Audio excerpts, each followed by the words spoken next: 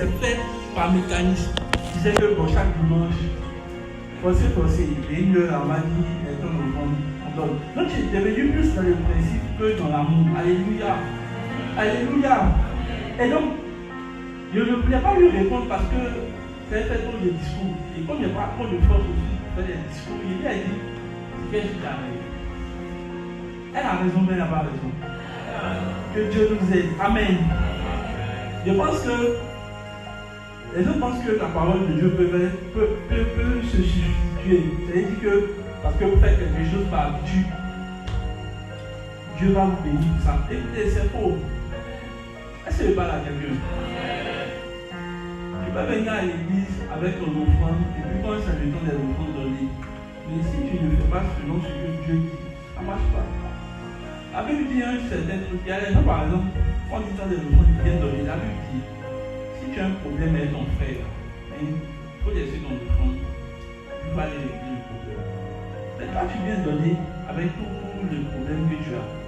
Bon, est-ce que ça va marcher? Alléluia. Mais tu vois, ces choses-là qui ne sont pas réunies, qui font que les gens sont pauvres. Et ils se plaignent. Alléluia. Moi, je préfère quelqu'un qui ne donne pas son offrande parce qu'il y a un problème avec un frère.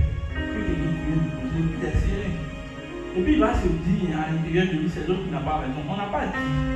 Si ton frère qui n'a pas raison, tu sais, on dit c'est le problème. Le problème, on n'a pas dit si toi tu as raison. Et puis lui n'a pas raison, là tu viens donner ton offrande. On dit si tu as un problème. Donc, il a raison ou pas, tu déposes. Amen. Et tu sais, il y a les gens qui sont assis, ils sont convaincus que c'est l'autre qui a un problème. Eux, ils sont dit, mon frère, ça ne va pas marcher. Dis avec moi, ça ne va pas marcher. Alléluia. Alors ce matin, je vais expliquer un peu quelques principes de ce que j'appelle les principes de la semence. J'ai avec moi les principes de la semence. Et ici, aujourd'hui, mon thème, c'est pour vraiment vous enseigner, vous illuminer sur la manière dont vous faites les choses. Amen. Est-ce que je parle à quelqu'un?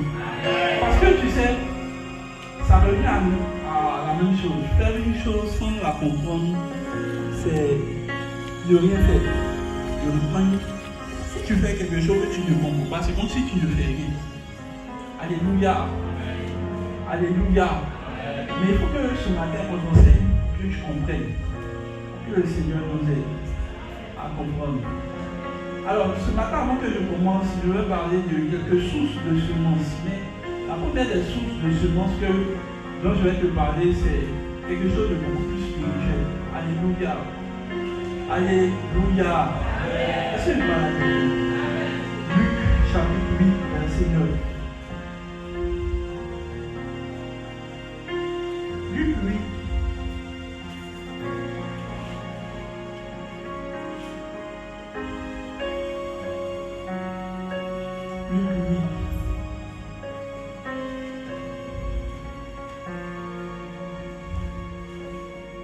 Après Luc 8, verset 11.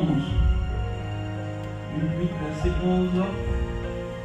On va dire quelque chose, mais avant même de lire Luc 8, verset 11, je veux que tu lises d'autres textes. Je vais lire à partir du verset 9. Les disciples lui demandaient qu'est-ce que signifiait cette parabole. C'était la parabole du semeur. Alléluia. Il leur répondit, vous avez reçu le privilège de comprendre les vérités cachées du règne de Dieu. Est-ce que quelqu'un peut dire, tu as eu le privilège de comprendre les vérités cachées? Ce matin, tu es en train de comprendre les vérités cachées. Tu vois, il y a une seule personne qui est concernée. Ce matin, je suis en train de comprendre les vérités cachées. Et il dit, ce ne sont que des histoires et des images. Alléluia. Verset 10 dit si bien que tout en regardant, il ne voit rien. Et tout en entendant, il ne comprend rien. Voici quel est le sens de cette parabole. Alléluia. 2 points. La semence. Dis avec moi la semence. C'est la parole de Dieu.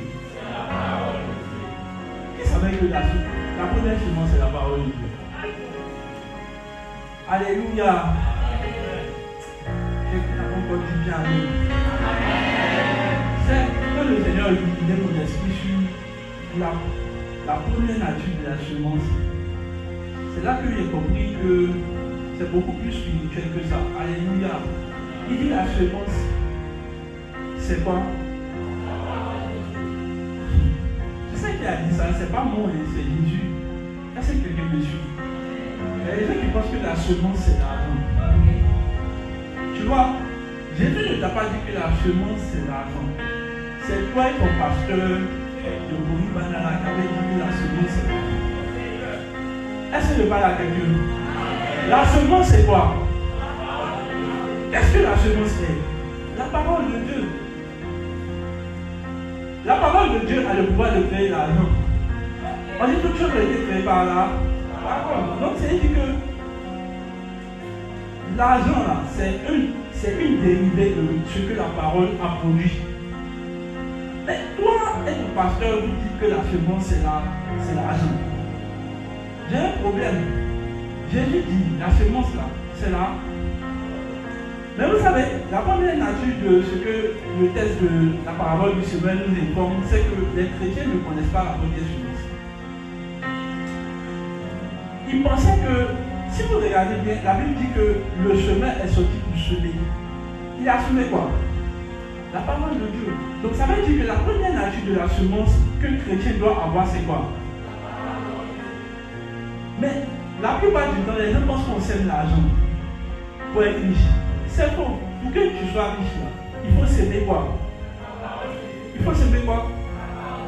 Alors, je commence là par introduire quelque chose pour mettre dans ta tête d'abord. La première semence d'un chrétien, c'est la parole de Dieu. C'est la parole de Dieu qui l'enseigne, qui l'ensemence dans son cœur, dans sa vie. Il peut le rendre fructueux. Et dit, je souhaite dans 3 Jean 1, il dit, je souhaite que tu prospères à tous égards, comme prospère l'état de ton âme. 3 Jean.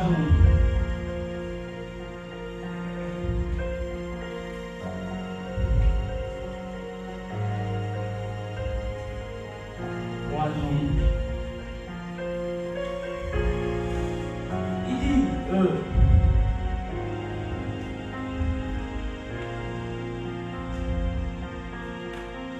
je souhaite et je prie que tu prospères à tous égards et que ton corps soit en bonne santé, ainsi que ton âme. J'aime bien la version Louis II qui dit, je souhaite que tu prospères à tous égards, comme prospère l'état de ton âme. En fait, beaucoup de chrétiens ne comprennent pas que ce verset est attaché à la parole. Alléluia. L'âme prospère en fonction des paroles qu'elle reçoit. Donc un cœur qui n'est pas ensemencé par la parole de Dieu ne peut pas être productif, ne peut pas prospérer. Est-ce que je parle à quelqu'un? Alors, on va lire quelques passages que je vous montre que tu es en train de rater. Psaume 112, verset 1 à 3. Psaume 112, verset 1 à 3. Est-ce que la parole de Dieu vous fait du bien à quelqu'un ce matin?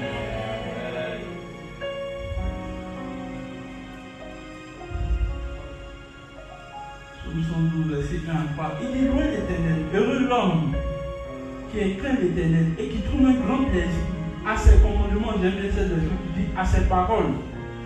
Il dit, sa postérité sera forte dans le pays et la génération du juste sera bénie. Verset 3, il dit, abondance et richesse règne dans sa maison. Abondance et richesse règne dans sa et sa conduite juste sera pour toujours prise en compte. Alors, il dit, quand on dit abondance et richesse règne dans sa maison, c'est pas comme si il a prié. On dit, la seule chose qu'il a eu à faire, c'est d'aimer la parole de Dieu. Donc, ce qui fait qu'un homme prospère, ce qui fait que la richesse règne dans la maison d'une personne, on dit, c'est le fait qu'il aime la parole de Dieu. Beaucoup de chrétiens ne s'aiment pas la parole de Dieu dans leur cœur. Et je vais vous expliquer un principe. Vous voyez, pour qu'un homme et femme, pour qu'un homme et une femme puissent avoir un enfant, il y a un principe. Il faut que l'homme puisse donner sa semence. Alléluia. Nous sommes les récipients. Je prends, dans le cas de la femme, c'est la femme qui reçoit. Donc l'homme donne sa semence et puis c'est ce qui donne l'enfant. Alléluia. Alors, le truc c'est quoi? C'est que nous sommes comme la femme. On reçoit. Mais au moment tu ne peux pas recevoir sans la semence. Et donc, si la parole de Dieu ne vient pas à l'intérieur de toi, c'est pas sûr que tu puisses donner du résultat. Donc, il y a beaucoup de chrétiens qui croient que c'est un problème avec Dieu. Ils pensent que Dieu est stérile. Mais le problème, c'est que depuis tu n'as pas encore fait connaître la richesse. Depuis tu n'es pas riche. Toutes les paroles de Dieu ne se réalisent pas. Ça veut dire que tu penses que Dieu est stérile. Ou bien, c'est toi qui es stérile. Le problème maintenant, les gens ne savent même pas même que la parole de Dieu, là, c'est une semence. En fait, j'aime bien un Pierre dit quelque chose qui me plaît bien. Alléluia. Je pense que c'est dans 2 Pierre. Merci Seigneur. Je vais vous montrer la voie par excellence, quelque chose de plus profond. Alléluia. Merci Seigneur. 1 Pierre 1 verset 23. Il dit,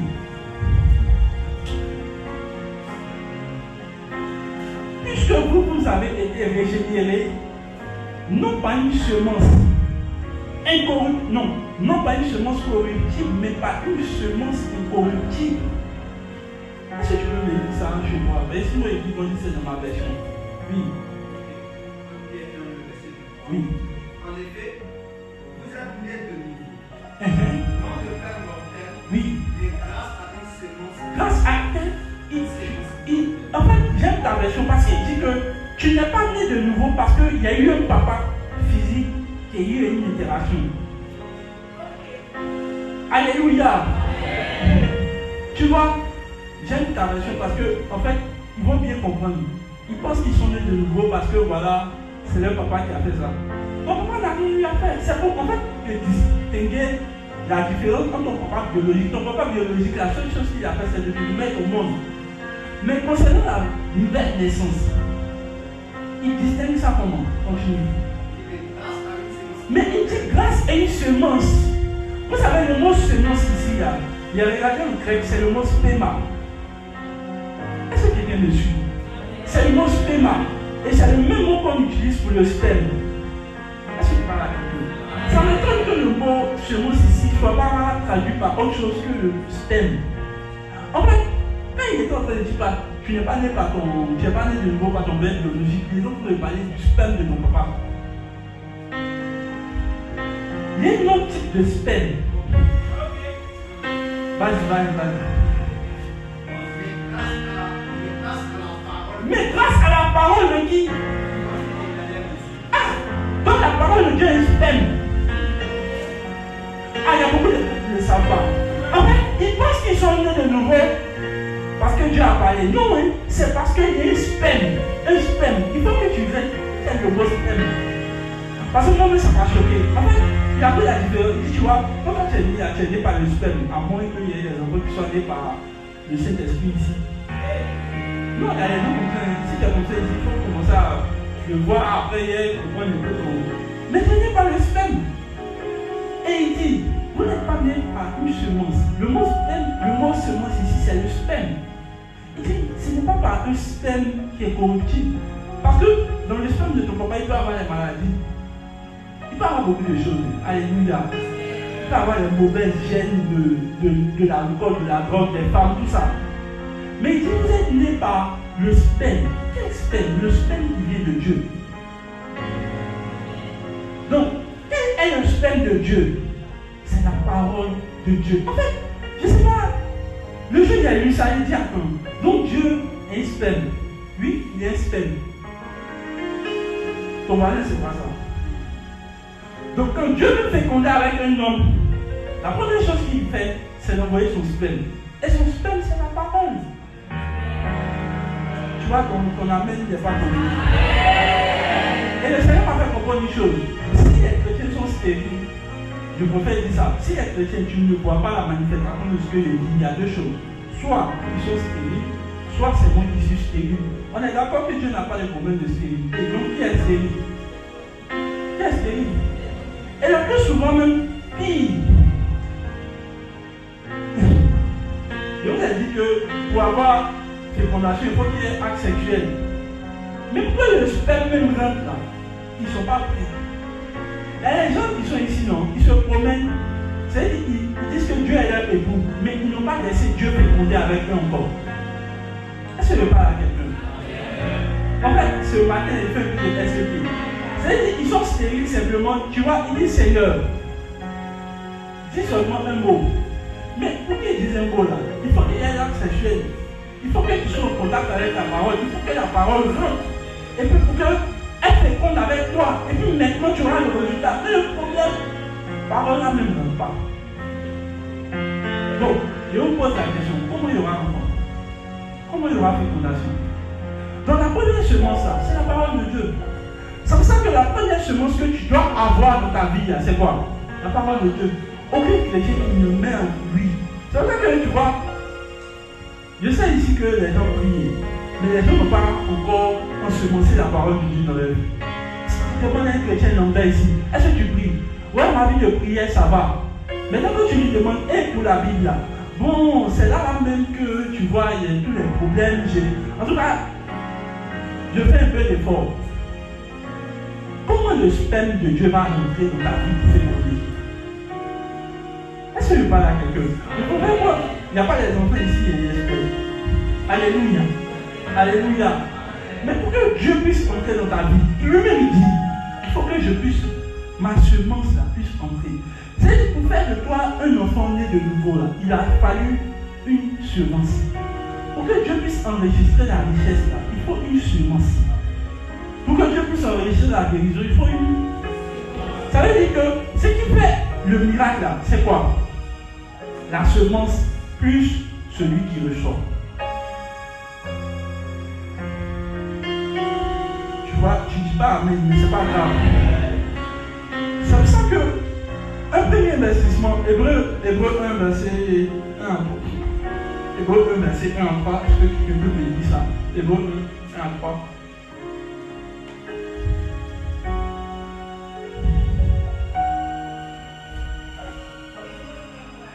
Oui, vas-y. Autrefois, Dieu a parlé à nos recettes. À nous de Moïse. D'accord? Par les prophètes. Donc, avant Dieu nous parlait comme on parlait. Ok, super. Mais maintenant, il nous parle comment? À la fin des temps. Par son fils. Donc, c'est avant que Dieu parlait par les prophètes. Mais maintenant, il parle comment? Actuellement, les gens ne parlent pas ça. Eux veulent que les prophètes leur parlent. Il nous parle comment maintenant? Ok, continue. C'est par lui que Dieu a créé l'univers. Et c'est à lui Oui. qu'il a destiné La propriété de toutes choses. Le Fils reflète la splendeur de la gloire. Ok. Et la représentation exacte Exact. de ce que Dieu est. De ce que Dieu est. Il soutient l'univers par sa parole. Il soutient l'univers par quoi? Sa parole. Il soutient l'univers par quoi? Donc qu'est-ce qui fait que le monde tient? C'est par la parole. D'accord, continue.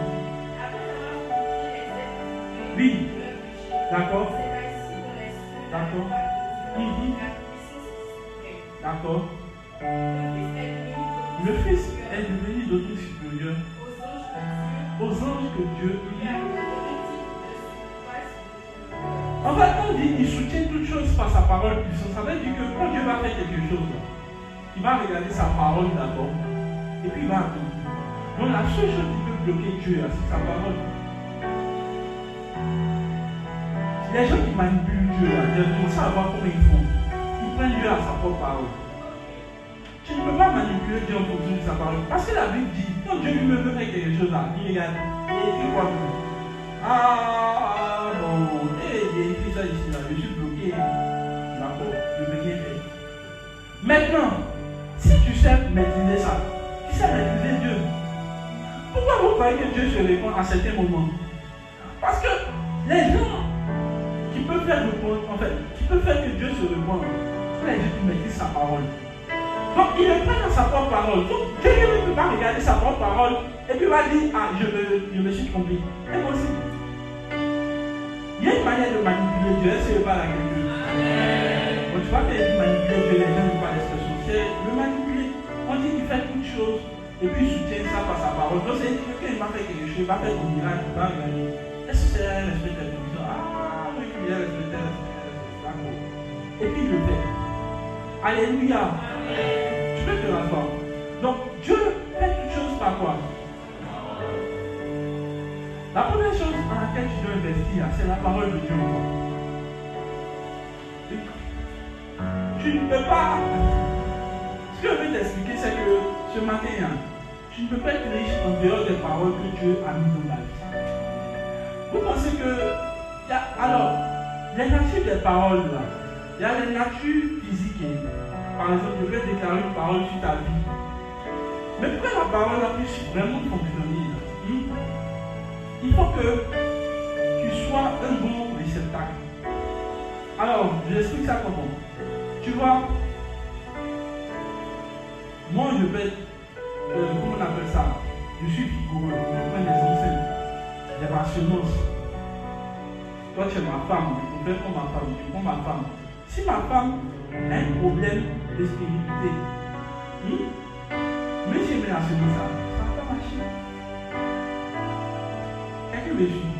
Pour que ça marche là, il faut qu'elle aussi soit en forme. Alléluia, matin je suis dans les choses sexuelles là. Mais bon, c'est la vérité, il faut que je t'explique ça pour que tu comprennes.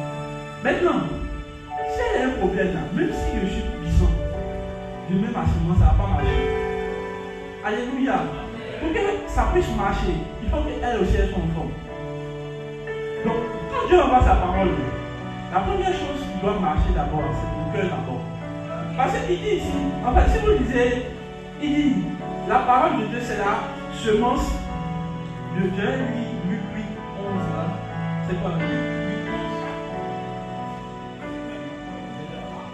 Pas ça. Il dit, le grec qui tombe le long du chemin représente le diable, qui se contente, mais bon. Oh, il y a un autre verset qui dit, la terre représente le cœur de l'homme. Je trouve le verset. Oh.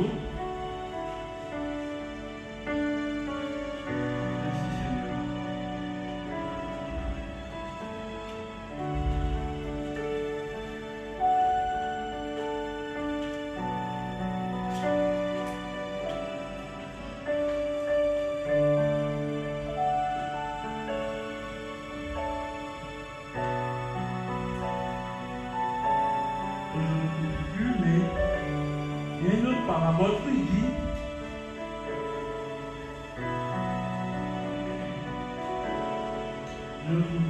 mais la terre représente le cœur de l'homme en fait. La terre qui reçoit, il y a une autre parabole où je dois parler, il va dire la semence c'est la parole de Dieu, il va dire que la terre représente le cœur de l'homme. Donc, ça veut dire que pour que Dieu puisse féconder avec toi, il faut que toi qui reçois, tu sois en bon état. Alléluia. Donc, Dieu peut t'envoyer la parole de prospérité pour que tu puisses être prospère. Mais quand elle tombe dans ton cœur, quand ton cœur est méchant, alléluia, ton cœur est haineux, ton cœur est impudique aussi. Ça peut arriver, mais il y a des gens qui sont impudiques. Non, quand la parole de Dieu vient, elle vient trouver plutôt qu'un cœur stérile. Et donc, ça ne marche pas. Il y a des gens qui disent non, les paroles de Dieu qui sont sur ma vie. Tu peux avoir 1000 paroles de Dieu sur ta vie. Mais tant qu'elle ne trouve pas le cœur qu'il faut pour se reproduire, elle ne pourra pas marcher. Je parle avec Dieu. Je sais qu'il n'est pas d'accord avec ça, mais je sais que c'est vrai. Je sais qu'il y a des gens là, qui ont 10 000 paroles de Dieu sur leur vie. Le problème là, pour que ça marche là, il faut que tu sois en bon état. Pour que la parole puisse se reproduire. Donc, il y a des gens, je vais donner des paroles de bénédiction. Ça marche pour eux, parce qu'ils sont en bon état. Le sperme de Dieu peut rentrer parce qu'ils sont en bon état. Mais il y a d'autres, ça ne marche pas parce que le cœur n'est pas en bon état. Maintenant, même la Bible, il y a d'autres qui ne disent pas. Donc, aucun sperme ne rentre. Là, mais c'est grave. C'est quelqu'un qui ne dit pas ça. C'est comme si lui seul, bon, comme les hommes maintenant ils se masturbent, peut-être c'est ça aussi. Que Dieu vous délivre de la masturbation. Mais c'est pas quelqu'un qui espère qu'il va faire un fond dans la masturbation. Il faut que le sperme de Dieu rentre. Pour que le sperme de Dieu rentre, il faut que la parole de Dieu entre. n'y a aucune personne qui n'est transformée par... Alors, il y a des gens qui pensent qu'ils peuvent être transformés en venant à l'église. Je vous assure, le meilleur moyen de transformation, c'est de s'asseoir devant sa propre vie et puis de dire la parole de Dieu qui veut tout.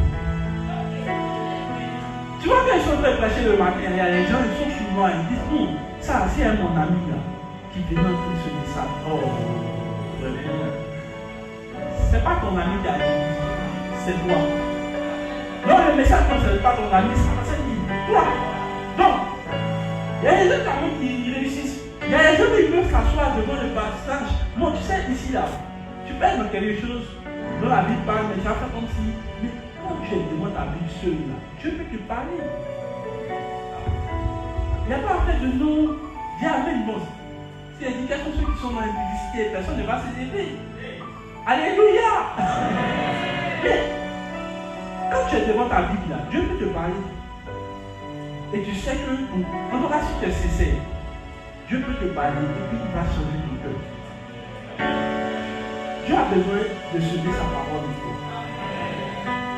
J'ai dit que Dieu a besoin de semer sa parole encore. Souvent, vous savez, je suis assez étonné. Parce qu'il y a des chrétiens qui font des choses, non. J'ai comme l'impression qu'ils n'ont pas la même Bible.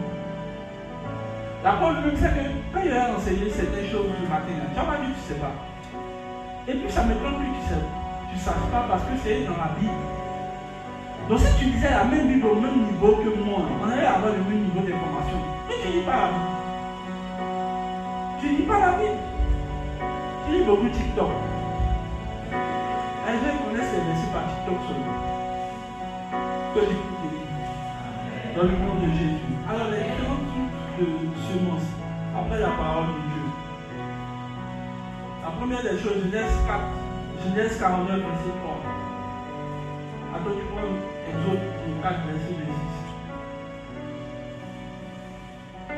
Genèse 49, verset 3. Je vais aller un peu plus vite. Là. Il dit Ruben, toi mon premier-né, ma force est les prémices de ma. Ok, vas-y. Supérieur en dignité. Alors, tu vas dire.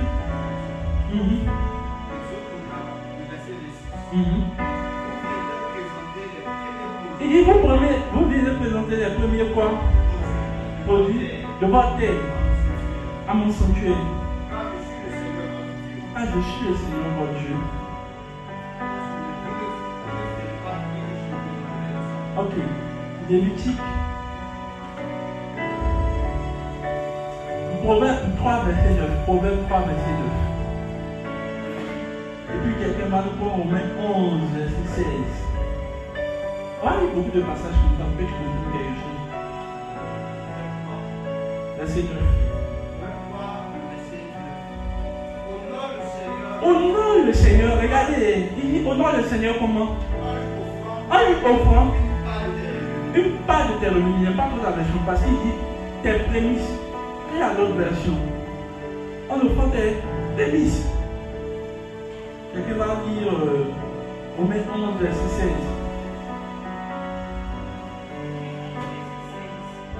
Mais retrouve le Proverbe 3, 9 à 1. Non, j'aime pas ta version. Non, c'est pas cette version-là. Je veux la version 8 secondes. Offre. Il dit si les prémices, parce que c'est l'expression là que je cherche. Si les prémices sont quoi? C'est. Il dit quoi? La masse, les. Bon, il y a des gens qui disent que prémices, dîmes, tout ça, c'est pas dans le Nouveau Testament. Bon, ici on est où? Il se passe dans l'Ancien Testament, mais on s'en met dans le Nouveau Testament et Romain. C'est. Oui, c'est une musique. Bon, je ne sais pas. C'est une musique. Ok, donc faut. Il dit quoi? Si les prémices sont si, la masse l'est aussi. Continue. Et si la racine est C, les branches le sont aussi. Maintenant, tu peux dire. Oui. Et les prémices de tout est. De quoi? En fait, de tout ton revenu. Est-ce que je parle à quelqu'un? Alléluia. Est-ce que je peux introduire quelque chose, c'est peu? Bon, il y a des gens qui ne veulent pas que j'introduise. Mais je dois introduire. Alléluia, c'est mon message. C'est mon message. Alléluia. Après la parole de Dieu qui est une seconde, c'est pas que vous êtes que. Il faut que ça rentre d'abord. Sinon, tu vas croire que le reste là, c'est beaucoup important. Non. La parole de Dieu vient en premier. Je parle à quelqu'un. Maintenant, la deuxième chose, c'est quoi? Il dit les prémices. Qu'est-ce que les prémices? Si vous lisez Genèse 49, verset 3, il dit les prémices représentent quoi? La vigueur d'une personne. En fait, les prémices, c'est quoi? C'est tout ce que tu as travaillé. Par exemple, quand tu travailles, ton premier travail, même pas ton premier travail, tout ce que tu commences en début. Est-ce que je parle à quelqu'un? Le premier salaire que tu reçois, je vais parler pour nous parce que c'est le salaire, mais à l'époque, c'est quoi? Lorsque les gens travaillent une terre, le premier, je vais dire, revenu que la terre là leur donne, là, les premières récoltes là, Dieu dit, ça m'appartient. Tu viens de, par exemple, je parle à l'époque biblique, tu viens d'avoir ta terre, tu viens de semer tes raisins, bananes, tout ce que tu veux. Quand tu finis la première récolte là, tu oublies, c'est pour Dieu. Je parle à quelqu'un. Il dit, les prémices même de ton premier bétail, il dit que quand tu vas acheter tes brebis, tout ça, tes, je sais pas bon, vaches et autres là, les premiers qu'ils m'ont donné là, hein, ça t'appartient pas. Je parle à quelqu'un. C'est-à-dire, ceux qui vont mettre bas là, c'est pour déjà le Seigneur. Je vais aller encore plus loin. Lorsqu'on lit, il dit, Ruben, c'est les prémices de ma vie, ton premier enfant, c'est pas pour toi. C'est que tu as déjà fait les plans. Ah bon, mon premier bébé, il va aller ici. Mon premier, c'est Papichou, mon Papichou. Là, ça s'appelait comme ça. Oh, Mamichou, je vais l'envoyer ici. C'est pas pour toi. Tu vois, les prémices là, c'est tout ce qui est symbolisé par ce qui est premier. Il y a des gens, je les regarde, ils ont déjà fait le plan de premier enfant. C'est qu'ils vont faire, comment ils vont l'envoyer, où ils vont l'envoyer. Moi, je sais que mon premier bébé, il va être médecin. Mon frère, est-ce que le Seigneur t'a dit qu'il va être médecin? Oh, mon premier bébé, il est déjà vendu. Alléluia. Sacrifié au Seigneur. Il dit, parce que tout ce qui est premier appartient au Seigneur. Je parle à quelqu'un. Et non, ne veut pas que je prêche. Sinon, normalement, tu devrais être content de mon message. Donc, les prémices représentent quoi? Aujourd'hui, on va dire c'est les premiers salaires. Je parle à quelqu'un. Ce n'est pas le premier salaire de ton premier travail. Toutes les fois, tu pars à un nouveau travail. C'est un nouveau commencement. Et ça représente les prémices. C'est pour ça que tu ne dis pas. Si tu dis bien après là, il ne va pas dire que tu vas donner les prémices une fois seulement de ta vie. Il dit chaque année, vous allez renouveler les prémices. Ça veut dire que ce n'est pas quelque chose, je ne sais pas comment expliquer. Il y a des gens qui disent, ah moi mon premier salaire est là donné, donc le reste c'est mon fou. Mon frère, c'est pour ça que tu es pauvre. Oui. Parce que je pense, écoutez, les prémices là, ça n'appartient pas, ça appartient au Seigneur. Il y a des gens qui pensent que, il y a des choses là, c'est mon salaire, c'est moi, je fais ce que je veux. Tu fais pas ce que tu veux. Tu fais, tu donnes au Seigneur ce qui lui appartient. Ton premier enfant, c'est pas pour toi. Il faut qu'elle te dise ça. Je sais qu'il a appliqué ici, qu'il a fait les plans de son premier enfant. Ton premier enfant, il appartient au Seigneur. On amène le pas. Moi, je dis toujours à ma femme, elle a intérêt qu'il soit un garçon. Tu vois, là, elle n'a pas trop senti. Mais si cette femme-là, elle se croit faire le ministère comme ça. Hey, alléluia. Alléluia. Premier enfant là, il est là oublié. Je suis sur le deuxième.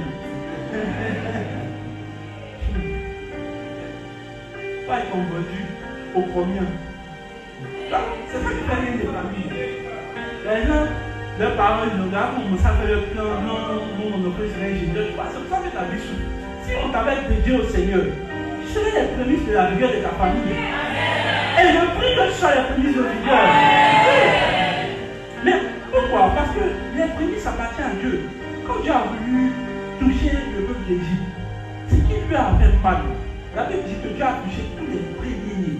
Et c'est ça qui a fait que Pharaon a libéré, parce qu'il sait que c'est comme si Dieu a paralysé tout le pays. En fait, il n'a pas dit qu'il a pris un des enfants quand il a pris le premier-né. C'est que, écoutez, le premier-né là, ça représente tout l'espoir. Regardez par exemple, les premiers enfants de la famille, là, ils représentent toute la famille. Et si le premier-né est raté là, on sait comment les restes vont devenir. Donc le premier-né représente, c'est que quand tu veux regarder la ligne de comment le reste va être, il faut regarder le premier. On a vu dans Romains 11, il dit si les premiers-nés sont signes, prémices là, c'est signe là, il dit tout le reste. Si tu veux voir si tu seras riche, il faut regarder la manière dont tu te comportes avec les prémices. Tu vois, ton amen est bizarre. Si tu veux voir comment ta famille sera, il faut regarder comment le premier est. Il dit si le premier est bien, tout le reste. Mais tu vois souvent, le premier est raté. Moi j'ai remarqué, les familles où les premiers sont bien, tout le reste. Parce que les prémices là, ça sanctifie tout le reste. Tu vois, ton amen n'est pas. Relis Romains 11, verset 16. Il y a des gens qui sont ici là, ils ont commencé à travailler, prémices ils ne donnent pas. Et ils respectent qu'ils vont être riches. Tu vas aller te trouver mon problème. Et tu vois, toi, ton salaire, ça va aider à soutenir les choses sur nous. Oui. Les gens qui sont pauvres là, ils commencent déjà à mépriser. Écoutez, mépriser les prémices, ça c'est mépriser ce qui appartient à Dieu. Toutes les choses qui sont prémises appartiennent à Dieu. Relis Romains 11, 16. Oui. Or, soit les prémices sont simples là, tout le reste vient aussi. Et continue. Et si la racine est sainte, Si la racine, donc il assimile les prémices à une quoi? Racine. Tout le reste c'est quoi? les branches le sont aussi. Tout le reste. Il y a des gens qui s'amusent avec les prémices. Ils vont commencer un nouveau business, l'argent du bénéfice, ils bouffent. Il y a des gens. Je sais qu'il y a des gens qui sont dedans. Oui. Et ils disent non, mon business ne prospère pas. Comment ça va prospérer? Les premiers fruits de ton revenu là, ça appartient à qui?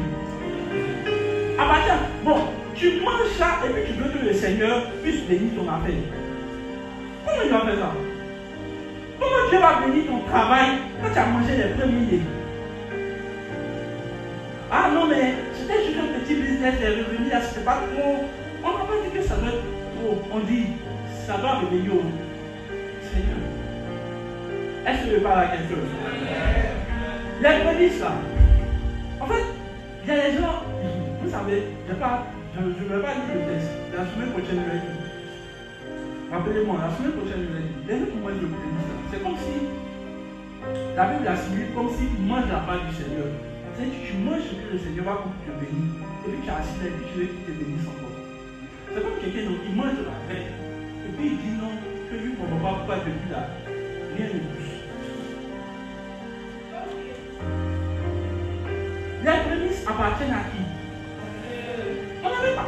On dit que tu veux honorer le Seigneur. Non, le Seigneur pas. Les prémices. Je sens qu'il y a des gens.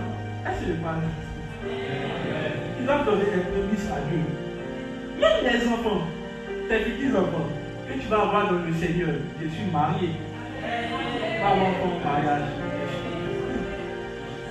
Ils appartiennent à Dieu. Tu dois commencer à dire, Seigneur, merci. Mon premier enfant là, Seigneur, en fait, commence à compter au deuxième. C'est là-bas que tu vas faire tes plans, lui il va être médecin. Premier là, il est sacrifié. Si le premier est saint, tout le reste est aussi. Et je sens que ta famille, ta future famille, sera sainte dans le nom de Dieu. Parce que le premier sera au Seigneur. Comment les gens réussissent à prospérer dans leur plan? C'est pour ça que même chez le diable là, il va toujours te demander le premier. Allez regarder au fumigo là, vous savez quoi? Moi je regarde, si je regarde, il te demande toujours le premier là. Pourquoi il envoie ça? Parce que ça représente ta vigueur. Ça représente ta vigueur. Dis avec moi, ça représente ta vigueur. Et ça représente ce que tu vas semer de génération en génération. Donc si tu as mangé ça, tu es mort. Que Dieu puisse nous aider dans le nom de Jésus. La deuxième source, c'est la dîme. Malachie. Et avec mon Malachie, 3 versets 8. Malachie 3 versets 8 à 9. Et puis leur dire, Malachie 3, Oui. Il est écrit, oui. Un homme trompe-t-il Dieu? Ah, il y a mon frère qui est là. Quelle grâce. Je sens que ça va plus à vous. Très très jeune, ouais. Malachie 3. Vas-y, continue. Il dit, un homme trompe-t-il Dieu? Donc, il y a les gens qui trompent Dieu. Je suis sûr que tu vois, quand je lis ce texte-là, je suis... En fait, moi, la première question que je me suis posée, là, on trompe Dieu comment nous? Comment tu peux tromper? C'est-à-dire, Dieu qui voit tout là, tu peux le tromper. Maintenant, on lit, continue. Maintenant, tu vois, ils disent, eux-mêmes les hommes, non, ils disent, ah Seigneur, on peut te tromper comment? Parce que tu vois, la question que les hommes là se posent là, c'est vraiment la question que moi-même je me suis posée. On peut tromper Dieu comment? Comment on peut tromper Dieu? Dieu voit tout, il voit tout, il sait tout, on le trompe comment? Et puis Dieu dit, vous le trompez. Maintenant, la question qu'ils vont se poser, on te trompe comment? Vas-y. Dans les dîmes et les offrandes. Dieu dit comment? Comment un homme trompe Dieu? Tu sais, moi quand il disait le texte, il dit peut-être que tu as trompé Dieu là, ça veut dire que tu adores d'autres dieux. Il dit Seigneur, toi tu sais que tu es le tout de ma vie. Ah, tu as te trompé comment? Oui. En fait, la manière dont Dieu traduit un péché, Dieu par exemple dit, vous vous prostituez. Israël, vous vous prostituez. Tu vois, la manière dont tu comprends la prostitution, et puis Dieu comprend la prostitution, sont deux choses différentes. La manière dont Dieu comprend tromper là, et puis, parce que nous les hommes, si on te dit que tu trompes quelqu'un, ça veut dire que tu commets l'adultère à une autre personne. Donc, quand Dieu va te dire, tu me trompes, tu vas penser à ça directement. Par exemple, Dieu peut te dire, tu me voles. Directement, tu vas penser à la manière de vomir. Quand Dieu n'est pas en train de parler de ça, par exemple, il y a un texte dans Ézéchiel, il va dire, Israël, vous prostituez. Donc, il regarde, prostitution, c'est quoi? Il dit non. Vous prenez tout ce qui m'appartient et puis vous donnez à d'autres dieux. Non, Dieu lui il assimile le fait que tu prennes les choses qui lui appartiennent pour donner à d'autres personnes, là, comme la prostitution. Si elle dit ça à quelqu'un aujourd'hui, là, tu es une prostituée, ils vont se fâcher. Dieu peut traduire, il va te dire tu es un menteur. Mais la manière de traduire le mensonge, ce n'est pas la même manière que nous les hommes ont traduit le mensonge. Donc Dieu dit tu me trompes, maintenant comment tu trompes le Seigneur? Il y a les trompeurs, et il y a les trompeurs ici. Est-ce que c'est pas la Bible? Maintenant, comment il trompe le Seigneur? Regarde. Regardez, Dieu dit, tu me trompes dans les dîmes et les offrandes. Bon, il aurait voulu qu'il me dise, tu me trompes dans l'adoration. Donc, dîmes et offrandes, les gens trompent le Seigneur. Allez-y, vas-y. Maintenant, il dit, vous êtes frappés par la malédiction. Donc, les gens ici se plaignaient parce qu'ils disaient que non, ils subissent la sécheresse, ils ne comprennent pas. Si tu veux lire le verset en haut, ils vont dire non, on ne comprend pas, le malheur s'abat sur le pays, tout ça. Donc, ils vont voir le prophète, lui demander pourquoi ça ne va pas. Et c'est là que le prophète lui a dit, vous trompez le Seigneur depuis longtemps. Comment vous le trompez dans les dîmes et les offrandes? Il dit, c'est pour ça que vous êtes frappés par la malédiction. Donc, quelqu'un qui ne donne pas sa dîme, ce n'est pas que la malédiction va le frapper, c'est parce qu'il y a une milliard maudits qui ne donne pas sa dîme. Donc, beaucoup de chrétiens pensent que c'est quand ils ne vont pas donner les dîmes qu'ils sont maudits. C'est parce que tu es maudit même que tu n'arrives pas à donner la dîme. Est-ce que je parle à quelqu'un? Il dit, c'est pourquoi vous êtes frappé par la malédiction. Donc tu es pauvre parce qu'il y a une malédiction qui est en train de courir vers toi. Continue. Et vous me trompez. Donc tu es maudit et puis tu trompes le Seigneur. Donc il faut qu'il dise ça comme ça. Continue. Il n'y a aucune, écoutez-moi, il n'y a aucune personne qui est en galère, qui continue d'être en galère, qui espère qu'il va être riche. Ce n'est pas possible si tu continues de tromper le Seigneur. Continue. Oui. Il dit, appartenant à la maison des trésors, il ne pas toutes les dîmes. Alors, j'ai dit le mot toutes les dîmes parce qu'il n'a pas dit une dîme, il dit toutes les dîmes. Les dîmes, ça représente quoi? Les autres vont dire, c'est le calcul mathématique, 10%. Les dîmes là, ça représente, j'ai dit, les premiers 10%. Si je prends ça comme ça pour que tu comprennes. Ça veut dire quoi? Tu as reçu 10 000 plus dessus. La dîme là, c'est quoi? 8 francs. Les premiers 8 francs, c'est pas quand tu finis de bouffer 9 000 et puis il reste 8 francs. Hey! Seigneur, je me suis rappelé. Hey! Et puis tu mets l'enveloppe. C'est pas la dîme que tu as donnée, c'est le 10e. il y a les gens, alors voilà les arnaqueurs. Un tonton t'a donné l'argent. Ah bon, comme le tonton m'a donné l'argent, mon Seigneur, est-ce que ça, il y a besoin de donner une de ça? Alors, il y a d'autres mecs qui sont beaucoup plus sournois. Ils disent que non, c'est parce qu'ils ne travaillent pas. Qu'ils ne donnent pas la dîme. Alors, je te pose une question. Pourquoi tu veux que le Seigneur te rende riche alors? On va attendre que tu travailles et puis tu seras riche. La dernière fois, j'ai lu un texte qui m'a beaucoup plu. C'est que dans 1 Samuel, après vous pouvez lire. La Bible dit que lorsqu'ils allaient adorer le Seigneur, comment on appelle ça, Pénuel et autres, ils donnaient tous les sacrifices à leurs enfants.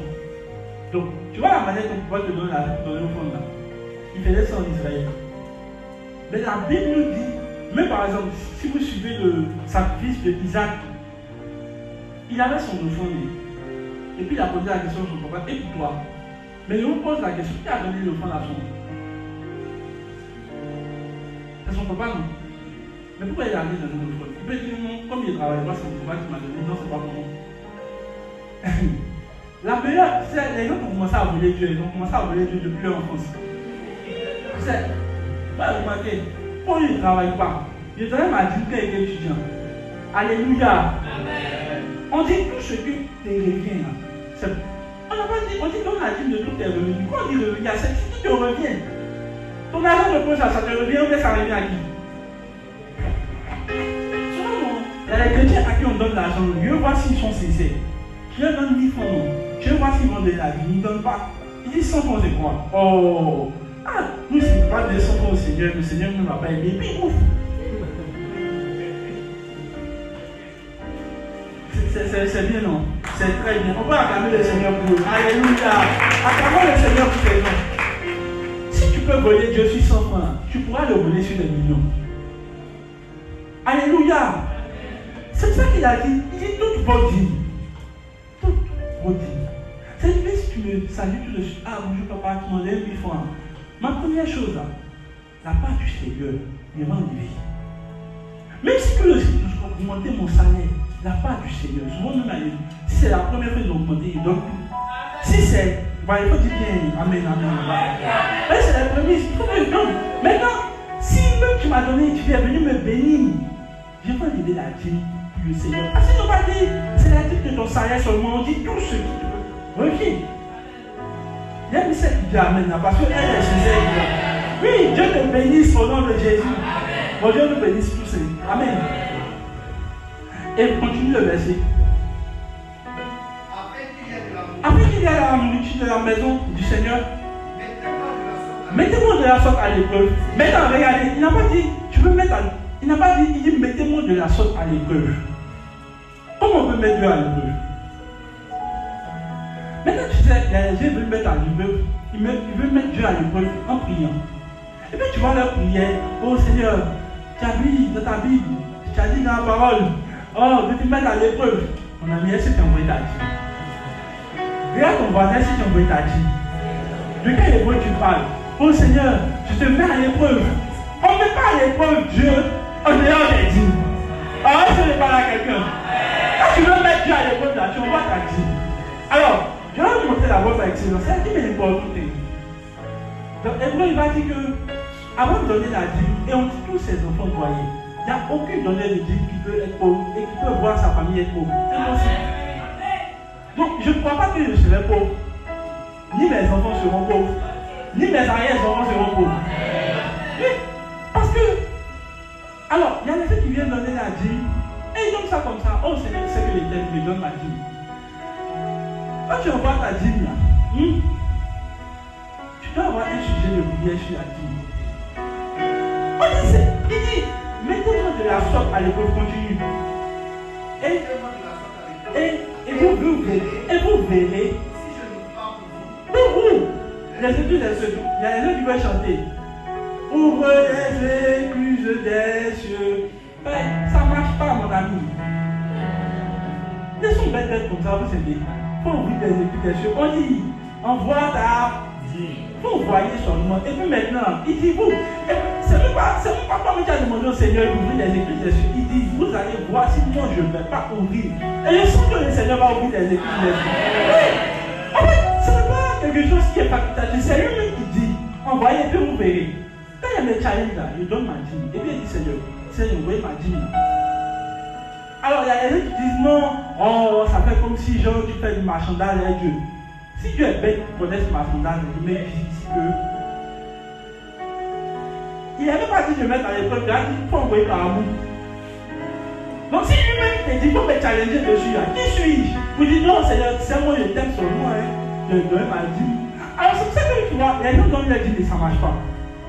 Parce qu'ils ne croient pas que Dieu a vraiment dit ça. Bon, on vous pose la question, Dieu dit. Alors il y a d'autres qui m'ont dit, non, est-ce que c'est pas un peu du marchandage, tu es un peu capitaine, Dieu, on va donner à Dieu par amour. Dieu lui-même sait ce qu'il me dit, il faut me mettre à l'épreuve. Il sait ce qu'il fait.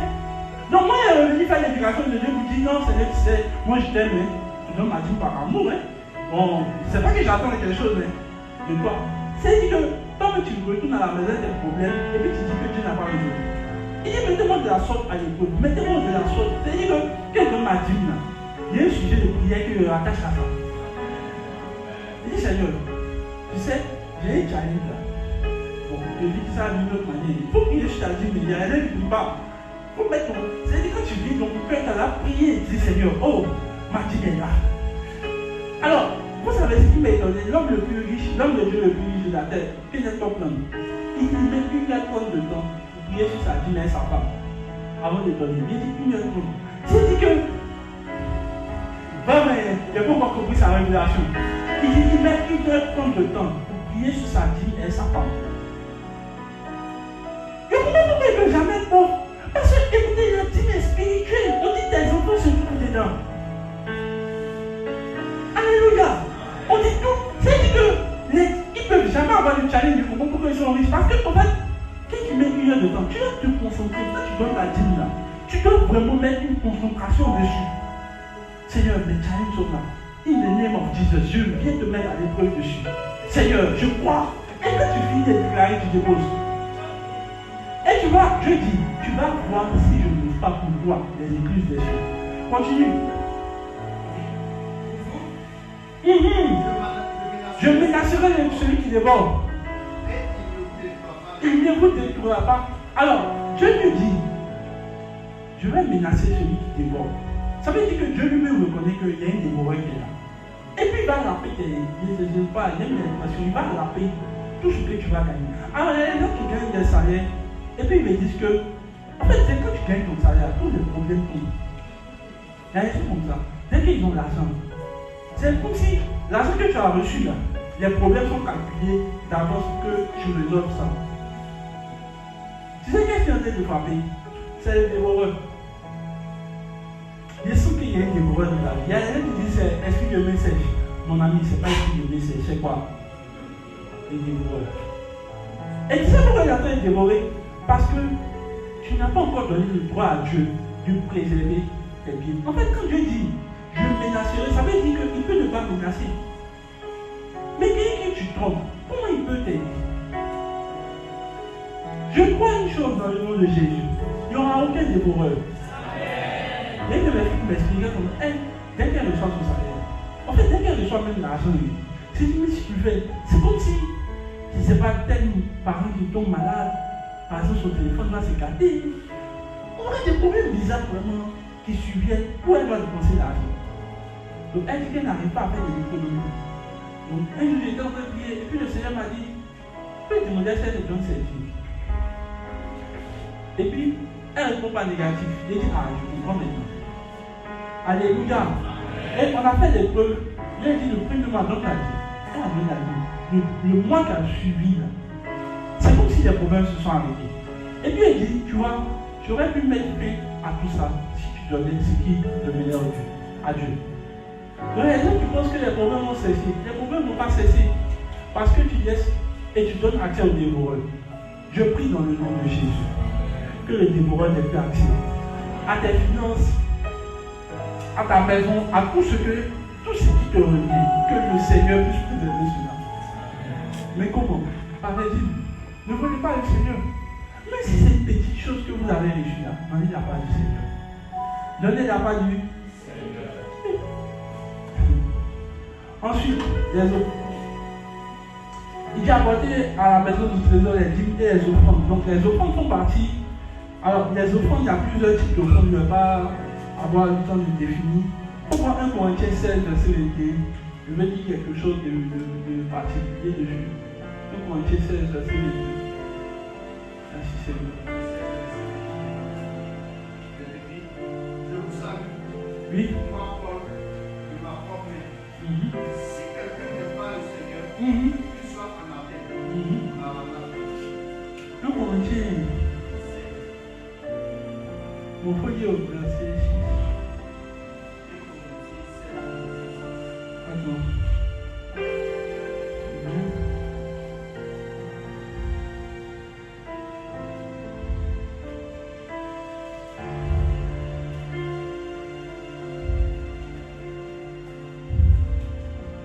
Corinthiens 16, verset 2. Que chacun de vous, le premier jour de la semaine, mette à part celui. On dit le premier jour de la semaine. Donc ça veut dire que nos offrandes qu'on donne dimanche, c'est depuis quand?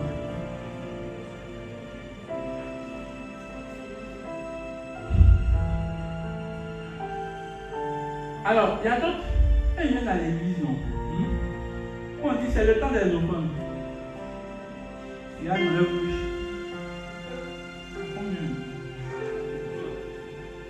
Et puis, ça c'est mon nom de voir.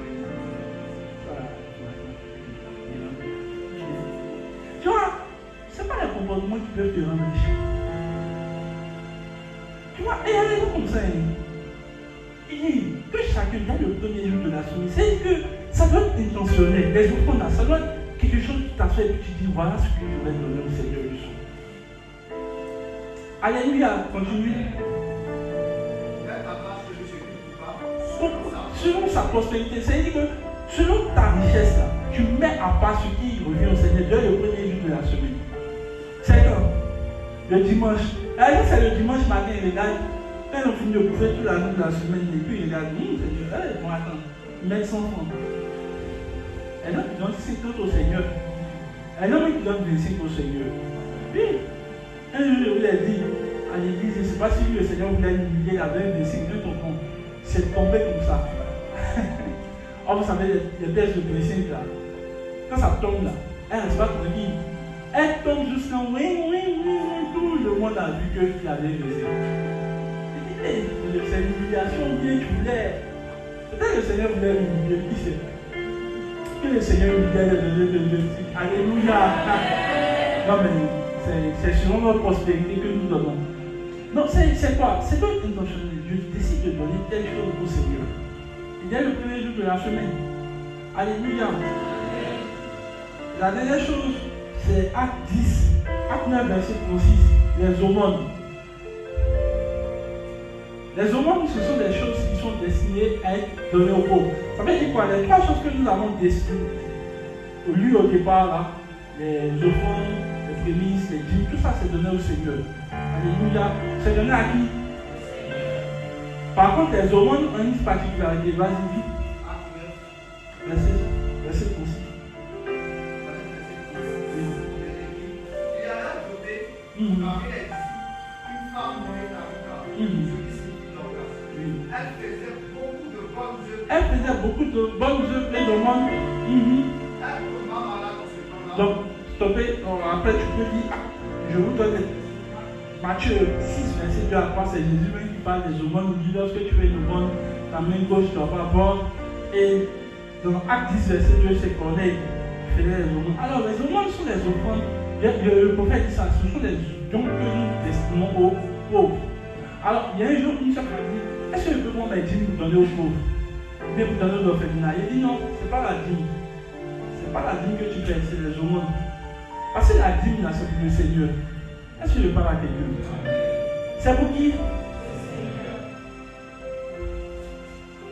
Avec quelqu'un qui va me demander, mais est-ce que c'est les pasteurs là qui prennent les dîmes? Oui, ils prennent, parce que c'est pas on n'a pas lu. Si on avait lu, Dieu dit les dîmes sont destinés aux sacrificateurs. Ah donc tu pensais que ça parlait le Seigneur. Ah, le Seigneur vient la nuit. Et puis il y a les offrandes. Et puis tu dis, ah, où elle m'a pas? Oh, je prends. liberté. Amen. C'est-à-dire qu'il y a des gens, ils sont assis là, ils pensent que le Seigneur vient la nuit. Ah, où la pièce de l'enfant? Ah, ma papa est là. Et puis il prend.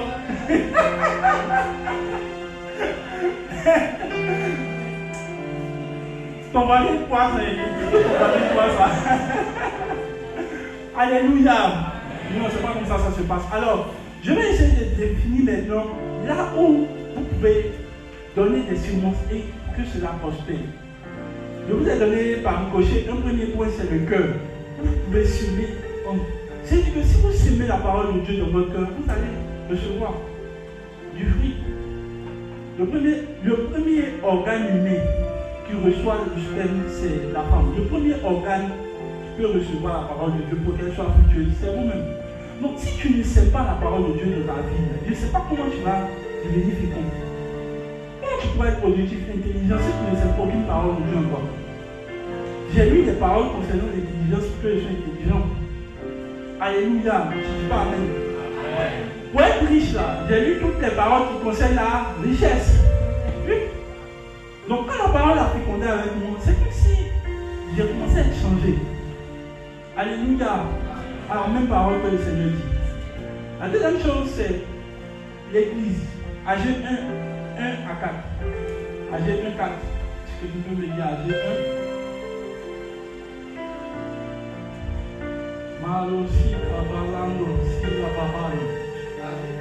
Oui, verset 4, vas-y. Est-ce le temps pour vous d'habiter vos demeures languissent dans d'autres versions, dit vos meilleures demeures, oui. Oui. Quand la maison de Dieu est détruite, vas-y. Ainsi parle maintenant l'Éternel des amis. Considérez activement vos voix. Alors, c'est encore, vous voyez, le même scénario que Malachie. Le peuple était déjà dans la sécheresse. Si vous lisez le verset 2, ils étaient dans la sécheresse. Ils souffraient, tout était bloqué. Donc ils sont allés voir le prophète âgé pour lui dire, mais c'est pas normal. Pendant combien d'années on est dans la sécheresse, on ne voit rien, on est dans la galère, on est là, on souffre, on ne comprend pas, l'argent ne rentre pas, le pays n'avance pas, on est bloqué. Quel est le problème? Et le prophète maintenant âgé va consulter le Seigneur et voilà la parole du Seigneur. Vas-y. Maintenant le Seigneur l'a dit. Est-ce le temps maintenant d'habiter des meilleures demeures, des demeures donc ici, pendant que la maison de Dieu est détruite? Maintenant, regarde ce que le Seigneur va leur dire. Vous s'aimez beaucoup. Est-ce que quelqu'un s'aime beaucoup? Il dit vous s'aimez beaucoup et vous recueillez peu. Donc il y a des gens qui investissent, ce sont les grands investisseurs. Ils investissent dans tous les business. Il dit tu s'aimes beaucoup, mais tu reçois peu. Mais est-ce que tu sais quelle est la source de tous les problèmes? Continue. Enfin, je suis en train de donner la source de tes problèmes. Il dit, vous mangez, vous n'êtes pas. Il y a des gens aussi qui sont concernés par cette parole. Les gens, ils mangent. Il dit, malgré tout ce qu'ils mangent, ils ne sont pas rassasiés. Je suis en train de te donner la réponse à tes problèmes. Alléluia. Donc, c'est Dieu même qui parle. Il dit, quand tu manges là, tu n'es pas rassasié. Donc, il sait qu'il y a un problème. Continue. Il dit, vous buvez, tu bois beaucoup, mais tu n'es pas désaltéré. Tu as toujours soif. Les gens qui sont concernés par cette parole. Que Dieu vous délivre par la parole de Dieu. Lui, vas-y. Il dit, vous êtes vêtus et puis vous n'avez pas chaud. Continue. Le salaire de celui qui est à gage. Il dit, son salaire qui est à gage, celui qui travaille. Comme dans sa personne. Même personne. Écoutez, en fait, c'est pas lui qui parle, c'est le Seigneur qui parle. Il dit, le salaire de celui qui tombe là. Il dit, ça tombe dans les sacs percés. C'est ce que vous appelez message, l'esprit de message, même percé.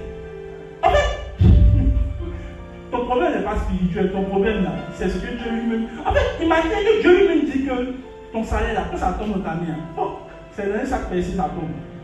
Tu penses que c'est le diable. C'est pas le diable, hein. C'est pas l'esprit de message, c'est pas l'esprit de même percé. C'est le Seigneur, vas-y pour lui. Et c'est pas l'Éternel des armées.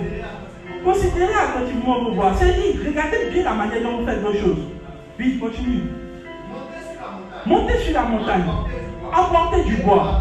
Et bâtissez la maison. Continue. Il dit, j'en aurai de la joie. Et je serai glorifié. Comment glorifier le Seigneur? En bâtissant sa maison. Continue. Tu comptais sur beaucoup. Ah oui, attends, il faut t'arrêter. Il y a des gens qui comptaient sur beaucoup. Hein. Ils comptaient sur leur tonton, ils comptaient sur leurs parents. Tu comptais sur une qui a tombé. Pas ton Dieu, c'est plus loin. Il y a un Dieu en terre, ça va tomber. Tu comptes sur ça. Tu sais, il faut qu'il parle à quelqu'un ce matin. Il y a un Dieu qui est suspendu. Il y a des affaires qui sont bloquées. Et tu comptes sur ça. Continue. En fait, vous savez, ce qui me plaît dans ce texte, c'est pas comme si c'est moi qui parle, c'est Dieu lui-même qui parle. C'est-à-dire que Dieu vous connaît, et puis connaît mon problème, et puis il a réussi à faire rien. Il dit, vous continuez sur beaucoup. Vous avez eu peu. Vous avez eu peu. C'est ton Dieu, ça tombe. Il caca des signes, il a fait les choses. Pourquoi? Dis, pourquoi dis, donc tu vas te poser la question, mais Seigneur, pourquoi tu fais ça? Pourquoi? À cause de ma maison. À cause de ma maison qui est détruite. Tandis que vous vous empressez. Chacun pour sa maison. Quand c'est tes mains chimées, tu es pressé. Quand c'est pour tes habits, tu es pressé. Quand tu es habillé, mais pendant que la maison de Dieu est détruite, il n'y a pas de raison dans la maison de Dieu. La maison de Dieu. Il y a des gens qui sont contents quand l'église n'est pas encore construite. Pourtant, si tu vas chez eux là, non, ils doivent refaire ma maison, ils doivent refaire la vie intérieure, ils appellent un architecte intérieur. Oh, vous venez ma maison là, il doit avoir des fleurs ici, des bouquets de fleurs. Pourtant, ils disent, ils s'en foutent. Tu comprends pourquoi tu es pauvre? Parce que ce n'est même pas Dieu, ce n'est même pas le diable qui est en train de faire, c'est Dieu lui-même. Continue, continue. Verset 10. Oui. C'est pourquoi les cieux C'est pourquoi les cieux. vous ont refusé la mort. Les cieux, il n'a même pas dit, il dit c'est pour qui? C'est pourquoi? Les cieux, c'est que le ciel lui n'est pas prêt pour toi. Les cieux, vous ont fait quoi? Vous ont refusé. C'est que les cieux sont bloqués. C'est-à-dire, il y a des gens qui disent non, mon ciel est bloqué. Mon frère, viens avec mon frère, sœur. Il dit, le ciel me regarde, il dit non, lui, on n'est pas prêt pour vivre des choses pour lui. Donc il y a des opportunités qui sont bloquées pour toi. Il y a des affaires qui sont bloquées pour toi. Il y a la galère qui est en train de sévir sur toi. Parce que le ciel, d'après les gens, tout est bon là. Le ciel dit, soupe pas. En fait, le ciel réunit les tests. C'est pourquoi les cieux vous ont refusé la rosée. C'est même pas que le Seigneur n'est pas en train de dire non, c'est parce que moi il est bloqué. Même le ciel, il n'est pas prêt. Continue. Et la terre a refusé ses produits. A refusé, c'est-à-dire que ce qui. Puis je dis à c'est la terre qui doit donner quelque chose. C'est dit, le ciel est bloqué, faveur de haut est bloqué, faveur de bas est bloqué.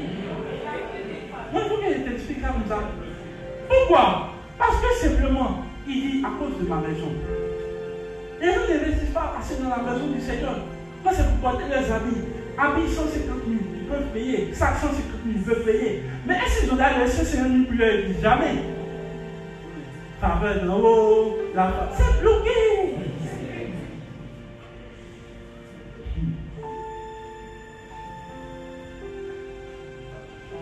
Écoutez-moi bien.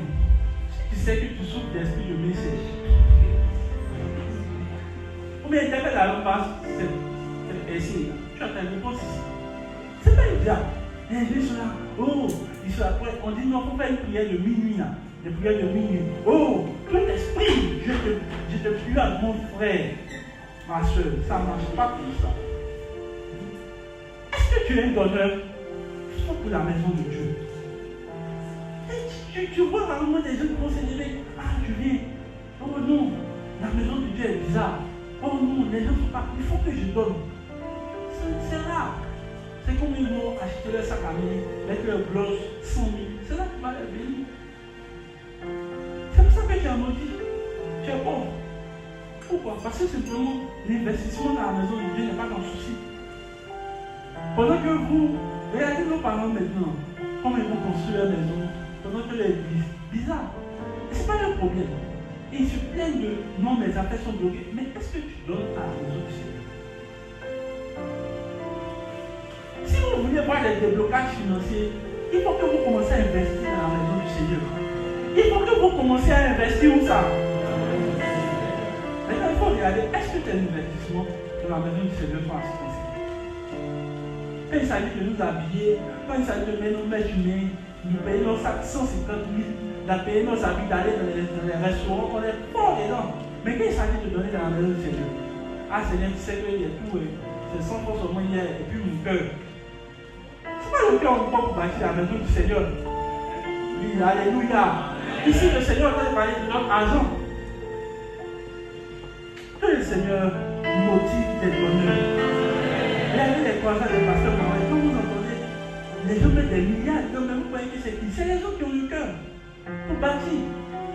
Ils ont laissé leur affaire de machine de leur projet, ils ont commencé à mettre l'argent. Je vois les donneurs à l'église.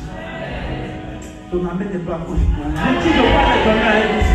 Des gens qui vont donner des fortes sommes pour l'église. Oui. Parce que vous voyez que l'église de Dieu vous tient à cœur. Vous voyez que le royaume de Dieu vous tient à cœur. Que Dieu nous aide. Que Dieu nous envoie dans cette dimension. Dans le nom de Jésus. Une autre terre où vous pouvez donner pour que vous soyez riche. On va commencer par Marc 7, 9. Et puis, non, tu vas prendre Proverbe 20 à 22. Et puis, moi je vais prendre Marc 7, 9.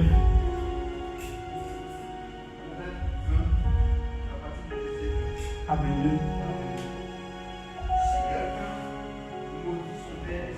Si quelqu'un maudit son père et sa mère, alors maudit ici, c'est pas dit je les maudis, c'est mal parlé de son père et sa mère. Continue. Et sa langue s'éteindra. Continue. Un héritage promptement acquis dès l'origine ne sera pas béni. C'est-à-dire qu'il dit, même si l'héritage s'est donné et que tu parles mal de ton père et de ta mère, ça n'a pas de but. Continue. Ne dis pas. Je rendrai le mal. Espère en l'Éternel et il te délivrera. Alors, ce que je veux te faire comprendre ici, il y a des gens, c'est pour une terre où on peut s'aimer qui va produire, c'est nos parents. Je dis pas bien amen. Je vais beaucoup les messages. Alors, dans Marc 7, verset 9, voici ce qui est dit dans la parole de Dieu.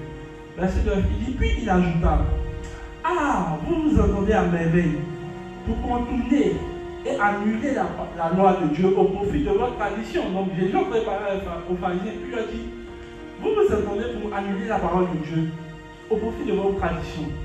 Alléluia. Amen. Il dit ainsi par exemple, donc il va prendre un exemple qui montre qu'ils annulent la parole de Dieu eux-mêmes. Il dit ainsi par exemple, Moïse a dit, honore ton père et ta mère. Et que celui qui injurie et maudit son père et sa mère soit puni de mort. Donc ça, il a pris un exemple. Au nom de ton père, il dit celui qui injurie. Il y a des gens qui parlent mal à eux par ici. Mais Dieu vous délivre de ça. Normalement, il dit si tu injuries ton père, on te prend et puis on te tue. Donc il y a des gens qui parlent mal à leurs parents. Qui parlent mal même de leurs parents. On n'a pas dit que ton père et ta mère sont bien. On dit tu leur dois l'honneur. Alléluia. Bon, il y a des gens qui parlent bien. Bon, comme ils ne peuvent pas parler, s'ils parlent, on va les frapper. Ils sont calmes devant. Et puis derrière, là, péché comme ça, comme il me dit, le maudit, c'est que j'en ai fait. Mon frère, ta lumière va s'éteindre. Tu ne vas pas, c'est là, ma lumière va sortir, mon étoile va briller. C'est là l'étoile. Il dit, mais vous, qu'est-ce que vous dites? Que quelqu'un n'aurait qu'à déclarer à son père ou à sa mère. Donc c'est les pharisiens qui disent ça. Hein. Dieu dit qu'il faut honorer ton père et ta mère. Et comment ils vont annuler la loi? La Bible nous l'explique. Il dit, mais vous dites ceci. La part de mes biens avec lesquels j'aurais pu assister un corban. Alléluia. Maintenant, sûrement tu ne comprends pas. Ma version dit maintenant, c'est-à-dire une offrande sacrée. Autrement dit, ce que j'aurais pu et dû te donner pour ton entretien, j'en ai fait cadeau au temple. Oui, le Seigneur aussi. J'ai dit, j'en ai fait cadeau au Seigneur. Et cette personne ne serait alors dégagée de ses obligations envers ses parents. Et vous ne lui permettez plus de rien faire, ni pour son père, ni pour sa mère. Alors, qu'est-ce que les pharisiens font? On dit au nom de ton père et ta mère. Le verset ici nous explique que pour être ton père ta mère, c'est de les assister avec tes biens pour leur entretien. Donc, qu'est-ce qu'ils font? Ils disent aux gens, du moment où tu donnes à l'église là, et tu donnes à la maison de Dieu, tes parents, c'est plus la paix. Là, c'est quelqu'un me chute. Donc, tout ton argent, c'est ce qu'il a dit. Il dit, je fais une offrande à Dieu, c'est déjà pour bon. Donc, l'offrande que j'aurais dû te faire, j'ai déjà donné à l'église. Donc, toi et moi, c'est fini. L'église a déjà pris mon argent. Donc, actuellement, je suis vidéo. Donc, c'est l'enseignement qui donne aux gens. Et les églises sont saines. Les gens ne s'occupent pas de leurs parents. C'est à l'église seulement ils donnent l'argent. Et leurs parents souffrent. Est-ce que je parle à quelqu'un? Les gens là, ils ont l'argent pour aller manger dans le restaurant, tu les vois, ils mettent des statues, ils mettent des. Oh, je suis au snack ici. Oh, ta maman n'a même pas coulé pour manger à la maison. Et puis tu es content. Quand tu es parti à l'hôtel d'Ivoire, tu as fait facture de 50 000. Quand tes parents font des chaufferies pour manger, tu ne peux jamais être riche, mon ami. Non, tu sais, il faut bien dire amen. Alors, la manière d'honorer les parents, c'est d'attendre le jour où il y a une fête des mères ou fête des pères. Et ils ont un message qu'ils aiment envoyer en ce jour béni. La maman n'a même pas WhatsApp. La mère là-bas. Ils vont la mettre en statue, ou bien je ne sais pas qui en statue. Oh, vraiment, quelle grâce d'avoir eu cette femme. Ouais, on voit tu te fâches. Ça, les autres, et puis ils vont envoyer un message. Oh, ce jour béni. Et là, ils savent que même leurs parents n'ont pas mis des messages là, donc ils n'envoient pas. Mais c'est sur les statuts qu'ils mettent, qu'ils honorent leurs parents. Mon frère, on n'a pas dit d'honorer ses parents comme ça. On dit, il faut envoyer le jet, leur entretien. En fait, j'aime bien la version. Il dit, regardez, je vais vous relire la version. Il dit, autrement dit, en fait, c'est dit que il y a des pasteurs qui ont l'esprit pharisien dont on va délivrer. Il dit, en fait, moi, ce qui est étonnant, c'est Jésus qui dit ça. Il aurait dû dire, oh, envoyez tout l'argent là. Il dit, vous les pharisiens, vous annulez la parole de Dieu. Comment vous annulez la parole de Dieu? Vous dites aux gens d'envoyer l'argent à l'église seulement. Et puis, il ne faut plus vont s'occuper de leurs parents. Non, il y a des églises comme ça. On ne peut pas croire que tes parents sont des sorciers. Pourquoi tu ne veux plus d'eux? Mon frère, pas à EDC. Amen. Tu n'es pas en train de dire Amen. Amen. Pas à EDC. Oui. Il dit, il y a une partie de nos biens qui doit servir à leur assistance. L'argent que tu peux pour aller manger à l'hôtel d'Ivoire, ou bien au snack, ou bien je ne sais pas où là, ça peut donner, ça peut aider ta maman. Oui. Il y a des gens qui vont dans les grands coins ici, hein. Mais pour envoyer 5 000 à leurs parents, ça vous dit qu'ils demandent trop d'argent. Tu es sorcier. Facture, 200 000 de manger. Moi, il y a eu un de mes fils à l'époque là, facture, pas qu'il s'assoit de 136 000. C'est pas mauvais. Mais en fait, est-ce que tu allais envoyer 5 000 même à tes parents? C'est ta question. Tu es là, tu manges, ta vie engraissée, quand tu vois, tu dis, oh Dieu m'est béni. Pourtant tes parents sont dans les taudis. Puis tu penses que tu es en train d'être béni comme ça. Mais ça, elle est arrivé. Mais ce que je suis en train de comprendre là, vous ne pouvez pas. Et puis il y a des gens aussi, ils sont forts comme ça. Hein. Ils ne donnent pas, ils donnent l'argent à l'église, et puis ils sont là, oh, je donne mon argent au Seigneur. C'est vrai, il faut donner beaucoup d'argent au Seigneur, je suis d'accord. Mais vos parents sont un investissement. Il dit, la manière de les honorer, c'est quoi? D'investir en eux. Écoutez, mon père, je sens que financièrement, je suis limité là. Et on va la faire à mort. Il dit, son merci finit pas. Oh mon fils, Dieu te bénisse. Et puis elle t'appelle le lendemain encore. Non, vraiment, Dieu te bénisse. Vraiment qu'il bénisse ta femme. Il dit, elle donne toutes tes bénédictions. Elle ne peut jamais être rien, même si Dieu veut, Dieu ne veut pas. Dieu peut être pauvre. Pourquoi? Il ne s'agit pas de faire des paris. Il est là pour lui l'argent pour mon papa. Tranquillement. On n'a pas dit, ton papa il était gentil avec toi.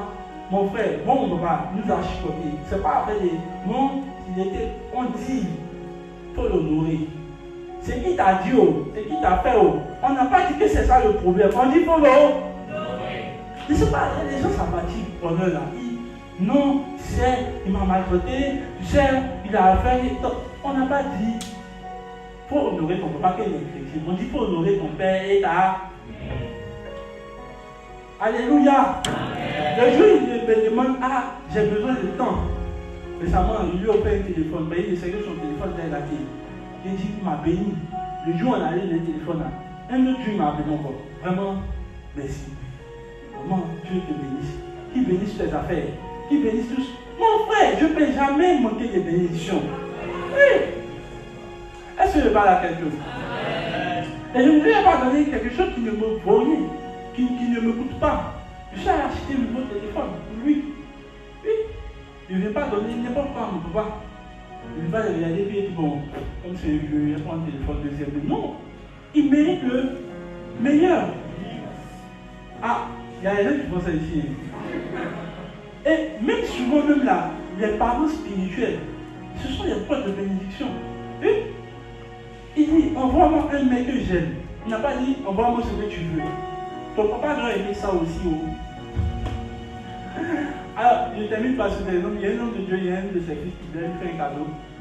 Il est parti prendre une chaussure. Bon, moi, il appelle ça les borpiors. Les borpiors. Deuxième main pour venir donner à l'homme de Dieu. Ah, regarde. L'homme de Dieu, il dit, regarde, l'homme de Dieu, il a borpior, il m'a donné. Il a regardé la chaussure. Et puis, je me suis demandé si c'est vraiment un bon fils. Mais tu peux pas regarder ton père spirituel. Puis lui offrir une chaussure borpior. Ah. En fait, la chaussure même était vraiment famille. Chérie, moi, j'aurais préféré un merci. Bien, vraiment, joyeux anniversaire. Qu'est-ce que c'est possible? Et au lieu de lâcher une bénédiction sur lui, c'est une malédiction. Alléluia. Je n'ai pas le temps de le dire. La semaine prochaine, il va revenir dessus. Mais Dieu va dire au peuple d'Israël, il dit, vous m'envoyez des brebis pieds cassés. Des choses bizarres dans la maison du Seigneur. Les gens qui envoient faut bien pas EDC, n'est pas EDC, mais c'est. Je vous ai dit, je vous dis que c'est existe. Les gens qui viennent, ils ont envoyé votre vie. Et comme ça, il n'est pas maudit à vie, c'est pas qu'est-ce qu'on veut comme ça. T'as détenu des mots, mais on va prier le Seigneur. Donc, tu dois investir dans ces gens de personnes. Aujourd'hui, j'ai parlé de l'église et j'ai parlé des parents. La semaine prochaine, je vous dirai toutes les personnes à qui vous devez faire votre investissement pour être béni. Donnez le meilleur à vos parents. Alléluia. Ne les méprisez pas. Même si vous ont fait. Moi, j'ai béni le Seigneur d'avoir des parents qui étaient compliqués avec moi, qui étaient durs, qui ne m'ont pas donné tout ce qu'ils. Moi, mes parents n'ont jamais fêté mon anniversaire. Mais je vous assure que c'est le meilleur qu'ils ont donné. Alléluia. Les gens disent, oh, s'ils étaient des beaux-parents, ils allaient faire ça. Mon ami, on n'a pas dit qu'ils doivent être des beaux-parents pour faire ce qu'ils doivent. Ils doivent faire ce que le Seigneur veut demander. Et c'est ce que le Seigneur. Par leur éducation, ils ont formé un homme de Dieu. Alléluia. Si ce n'est pas une bénédiction, qu'est-ce que ça va être? Tu vas prier le Seigneur et dis, Seigneur, je veux être, à partir d'aujourd'hui, je vais s'aimer en nous dans la parole de Dieu, mais je vais s'aimer dans la bonne terre. Commence à prier par le Seigneur. Merci Seigneur.